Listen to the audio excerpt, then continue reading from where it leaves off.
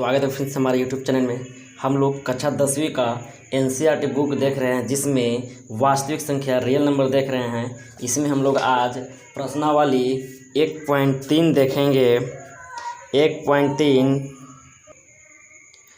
प्रश्नावली 1.2 तक हम लोग कर रखे हैं। अगर आप लोग वीडियो नहीं देखे हैं तो अब मैं डिस्क्रिप्शन में लिंक दे दूंगा, आप लोग देख लीजिएगा। बाकी अभी हम लोग देखते हैं इस पर। ये करा कि सिद्ध कीजिए कि √5 एक अपरिमेय संख्या है। बहुत ही आसान भाषा में इसको समझाएंगे, बहुत ही इजी। चलिए देखते हैं।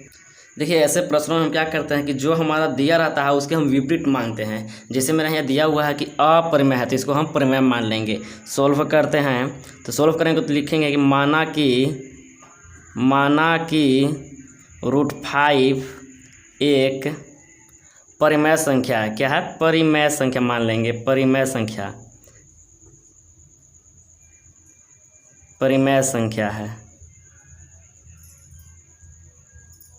संख्या है जहाँ √5 बराबर P/Q। P और Q हमारा क्या है? परिमेय संख्या होता है। परिमेय संख्या हम उसी को ना बोलते हैं जो P/Q के रूप में लिखा जाता है। तो √5 को हम P/Q के रूप में लिख दिए हैं। यहाँ लिखते हैं जहाँ Q डज नॉट जीरो, जहाँ P और Q सहअभाज्य संख्या है।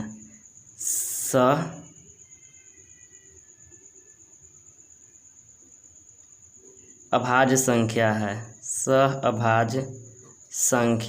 है। और जो सहअभाज्य संख्या होता है उसका HCF हमेशा क्या आता है? HCF हमेशा A के बराबर होता है। चलिए देखते हैं इसको। हम इसको आगे करेंगे। यहाँ पे देखिए √5 ये क्यूब इधर भागा में इधर आएंगे तो गुना में हो जाएगा, यानी इसे लिख सकते हैं √5 बराबर P। अब यहाँ पे लिखेंगे दोनों तरफ वर्क करने पर। देखिए एक स्टेप कर देंगे, उसके बाद फिर यहाँ लिखने के बाद सीधा लिखेंगे दोनों तरफ वर्ग करने पर। तो देखिए इसका वर्ग करेंगे तो हो जाएगा √5Q का होल स्क्वायर बराबर P²। अब देखिए √5 को स्क्वायर करेंगे तो ये 5 हो जाएगा, ये Q का स्क्वायर हो जाएगा बराबर ही हमारा क्या हो जाएगा? P² हो जाएगा। 5 को हम इधर भेज देंगे तो ये हमारा हो जाएगा Q² बराबर P²/5। चलिए यहाँ से अब ध्यान दीजिएगा। इतना लिखने के बाद हम यहाँ लिखेंगे, जैसे देखिए हमारा P जो है, ये 5 जो है कहीं ना कहीं P² को हमको विभाजित कर रहा है, तभी तो बटा में लिखा हुआ है।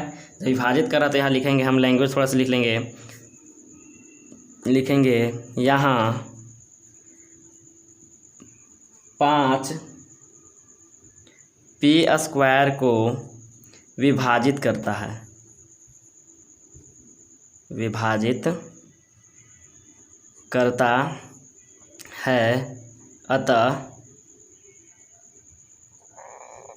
अतः 5 P को भी विभाजित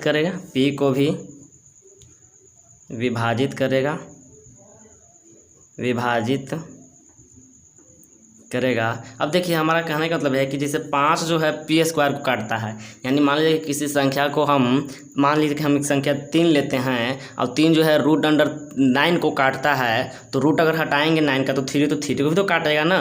तो उसी तरह से हम लिखें कि 5 जो है P को भी काटता है और P² को जब काटेगा तो P को भी काटेगा।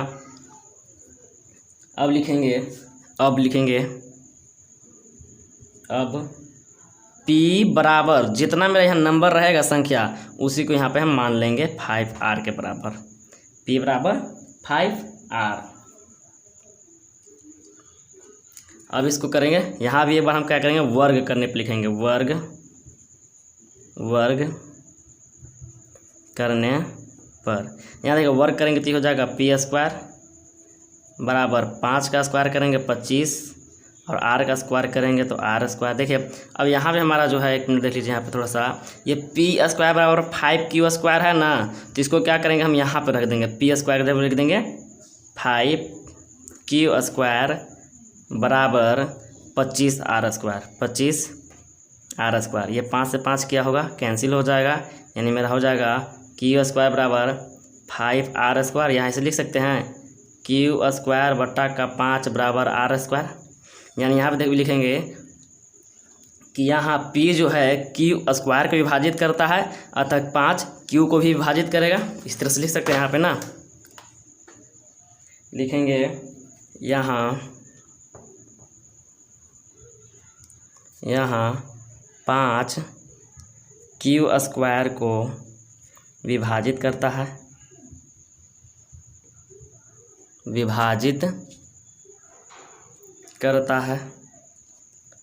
करता है अतः 5 क्यू को भी विभाजित करेगा,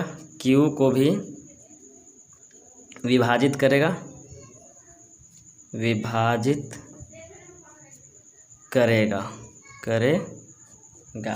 अब देखिए कि हमारा कोई भी संख्या अगर किसी से संख्या से विभाजित है तो कहीं ना कहीं उसका एचसीएफ 1 से ज़्यादा आएगा। यानी हम लिखेंगे चूँकि P और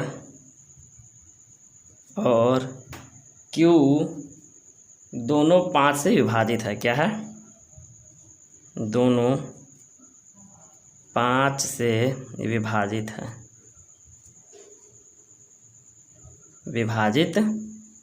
है, अतः हमारी अवधारणा विरोधाभास प्रकट होती है। यानी गलत हो रहा है जो हम माने हैं प्रमेय, लेकिन यहाँ पे आ रहा है अप्रमेय। अतः हमारी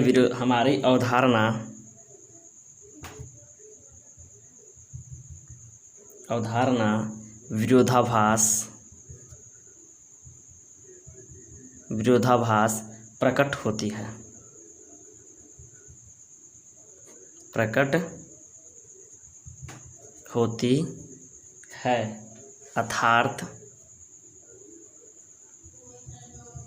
अर्थात √5 एक अपरिमेय संख्या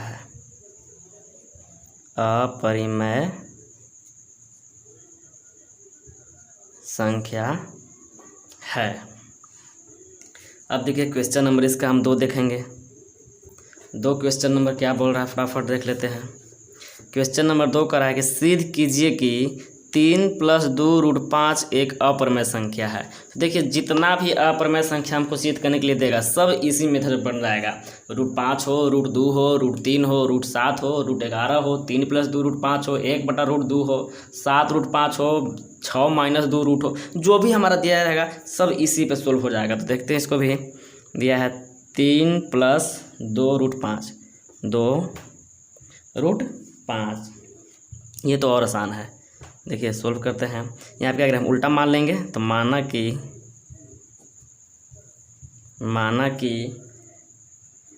3 +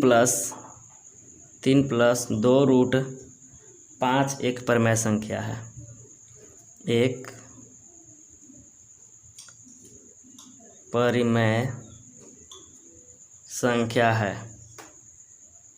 परिमेय संख्या है। तब क्या करते हैं हम, जब परिमेय संख्या है तो परिमेय संख्या के रूप में लिखेंगे। यानी 3 + 2√5 बराबर P/Q। और यहाँ लिखते हैं Q डज नॉट 0। Q जो है हमारा 0 के बराबर कभी नहीं होगा।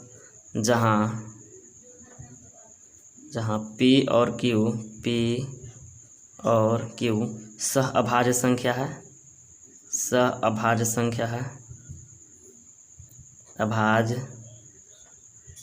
संख्या है। इसका एचसीएफ हमेशा कितना आएगा? 1 के बराबर आएगा। तब देखिए इसको क्या करेंगे, ये 3 इधर प्लस में इधर चल जाएगा माइनस में, यानी हो जाएगा यहाँ पे 2√5 बराबर P/Q - 3।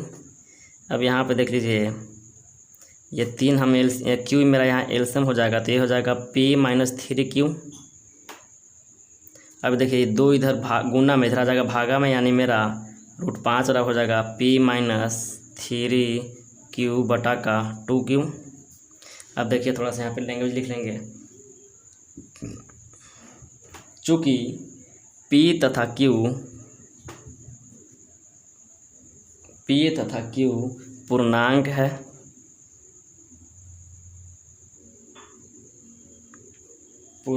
है और 2 तथा 3 भी पूर्णांक है हमारा। 2 तथा 3 भी पूर्णांक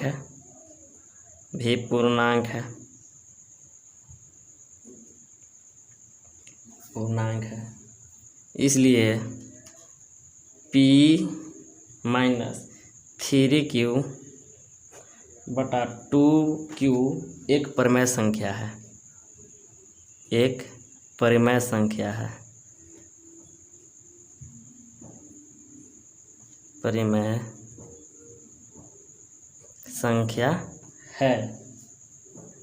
जबकि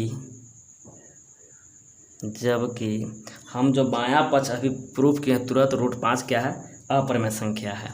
जबकि बायां पक्ष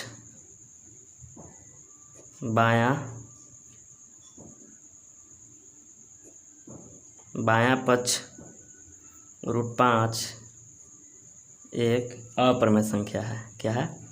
अपरिमेय संख्या। अभी तुरंत हम सिद्ध किए हैं अपरिमेय संख्या है। यह हमारा फिर ये तो किताब में भी दे चुका है कि √5 जो है हमारा अपरिमेय संख्या है। तो देखिए वही वाला लैंग्वेज यहाँ पे लिख देंगे। अतः हमारे अवधारणा विरोधाभास प्रकट होती है।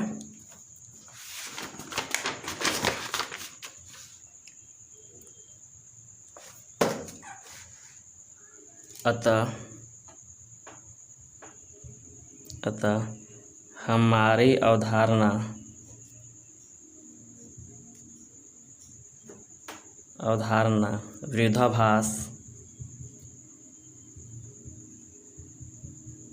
विरोधाभास प्रकट होती है अर्थात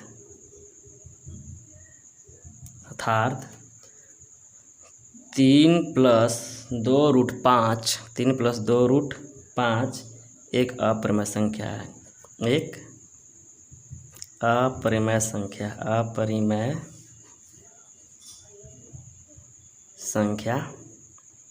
है। क्वेश्चन नंबर फटाफट 3 देखते हैं। 3 में 3 क्वेश्चन है। क्वेश्चन नंबर 3 बोल रहा है कि सिद्ध कीजिए कि निम्नलिखित संख्या अपरिमेय है। 1/√2, 7 √5, 6 + √2। देखिए फटाफट करते हैं। क्या दिया? 1/√2 एक अपरिमेय संख्या है, तो इसको हम उल्टा मान लेंगे। माना कि 1/√2 एक परिमेय संख्या है। तो परिमेय संख्या तो क्या करेंगे? 1/√2 बराबर P/Q। Q does not 0, Q हमारा 0 के बराबर नहीं होना चाहिए। जहाँ P और Q सहअभाज्य संख्या है।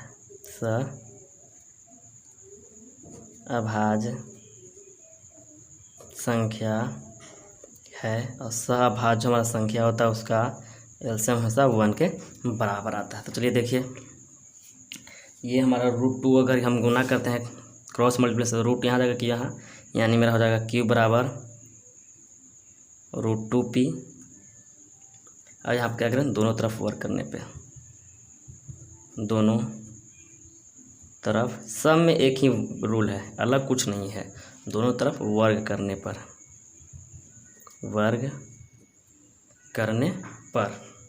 तो ये हो जाएगा Q²।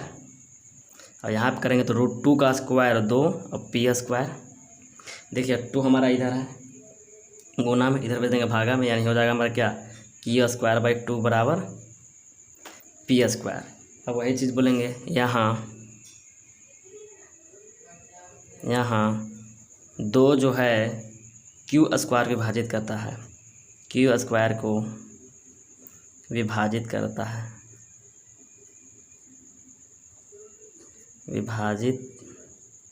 करता है। अतः 2 Q को भी विभाजित करेगा, Q को भी विभाजित करेगा, विभाजित करेगा। अब क्या हम मानते हैं? अब हम मानते हैं, अब यहाँ पे देखिए हम मान लेंगे, किसको मान लेंगे? अब मान लेंगे यहाँ Q, यानी Q बराबर मेरा कितना यहाँ 2 है तो 2R, Q बराबर 2R। यहाँ पे वही चीज़ करेंगे, दोनों तरफ वर्ग करने पे, दोनों तरफ वर्ग करने पर, दोनों तरफ वर्ग करने पर तो यहाँ देखिए हो जाएगा ये Q स्क्वायर बराबर 2 का 4 और R स्क्वायर।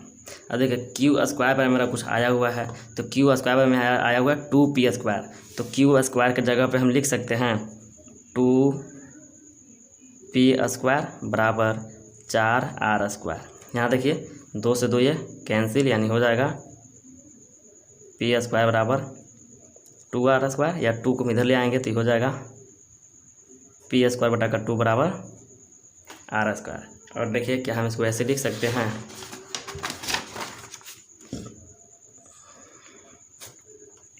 इसको हम लिख सकते हैं कि मेरा क्या है, जो 2 है जो P स्क्वायर को विभाजित करता है, यहाँ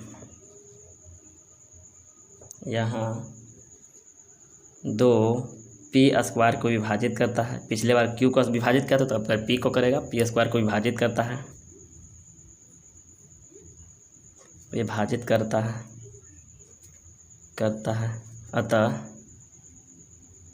अतः 2P को भी विभाजित करेगा, P को भी विभाजित करेगा।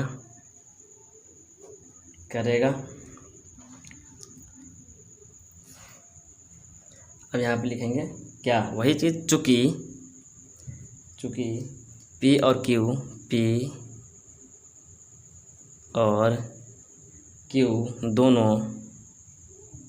दोनों 2 से विभाजित है, 2 से विभाजित है। अतः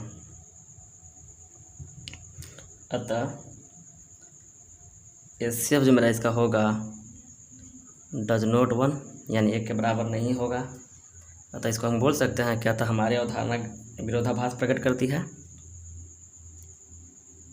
अतः हमारी अवधारणा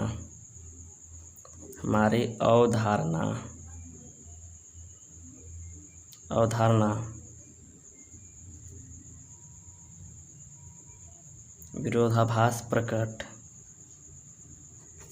करती है,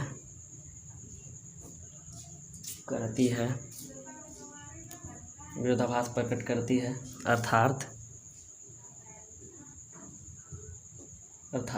1/√2 एक अपरिमेय संख्या है, अपरिमेय संख्या है।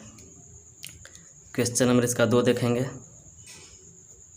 क्वेश्चन नंबर 2 है 7√5। बहुत ही आसान क्वेश्चन, ये भी बहुत आसानी से हो जाएगा क्योंकि पहले ही हम जानते हैं कि √5 एक अपरिमेय संख्या, तो ये भी क्या हो गया, अपरिमेय संख्या होगा ही होगा। तो इसका उल्टा मान लेते हैं,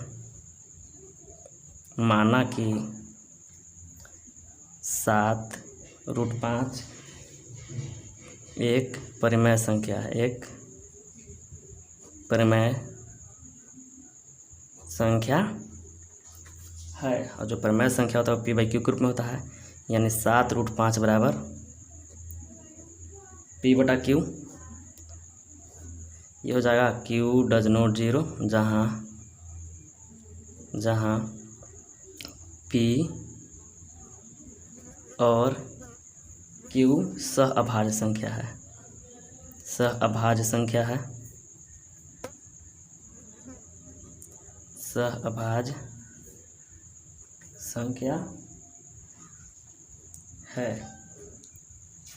सहअभाज्य संख्या तो उसका HCF क्या होता है 1, ऐसे अब क्या हो जाएगा इसका 1। तब इसको लिख सकते हैं, देखिए 7 इधर है, गुना में इधर आ जाएगा भागा में, यानी मेरा हो जाएगा √5 बराबर P बटा का 7Q।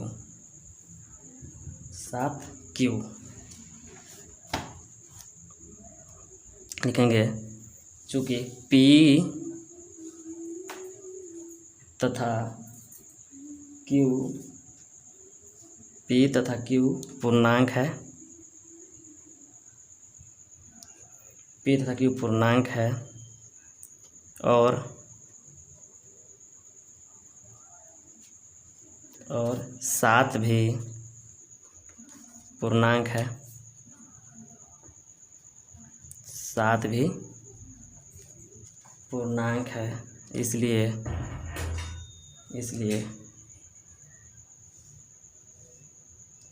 P बटा का 7Q एक परिमेय संख्या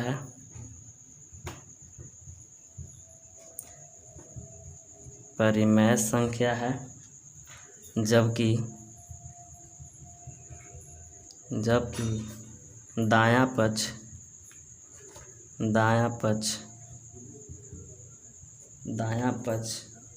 √5 एक अपरिमेय संख्या है,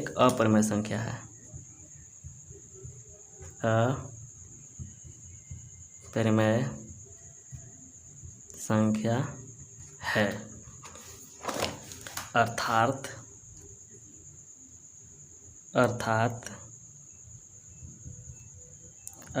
√5 एक अपरिमेय संख्या है। 7 √5 है ना, 7 √5 एक अपरिमेय संख्या है, अपरिमेय संख्या है। लास्ट क्वेश्चन का देखेंगे नंबर 3 क्या बोला है, 6 + 2 √2, 6 + √2 एक अपरिमेय संख्या है। फिर से वही काम, इसका उल्टा मान लेंगे, माना कि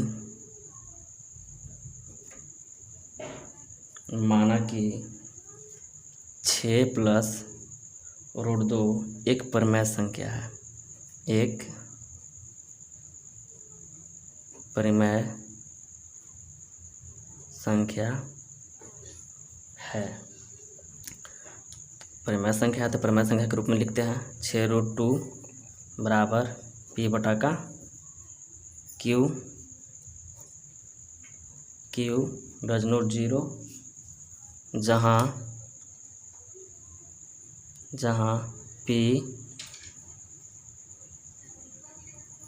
P और Q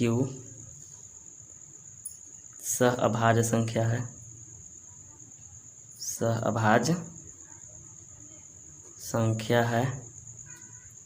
सहअभाज्य का ऐसे हमारा क्या होता है 1। देखिए 6 इधर प्लस में इधर चला गया माइनस में, यानी कि √2 बराबर P/Q माइनस 6 √2 बराबर Q मेरा यहाँ पे एलसीएम हो जाएगा तो P माइनस 6Q। अब लिखेंगे लैंग्वेज, चूँकि P तथा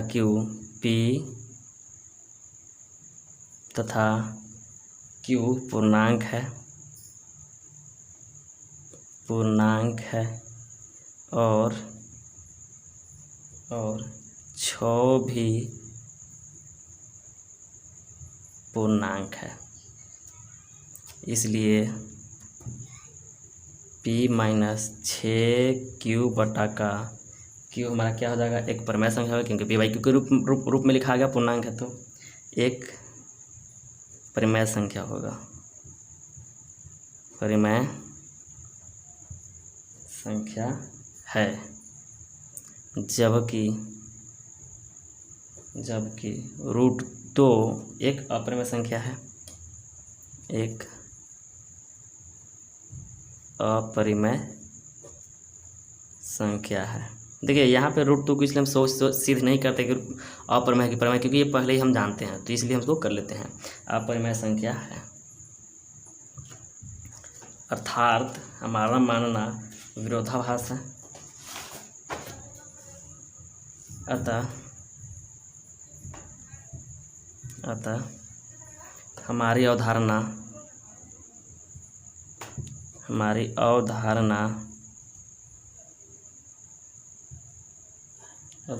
विरोधाभास प्रकट करती है।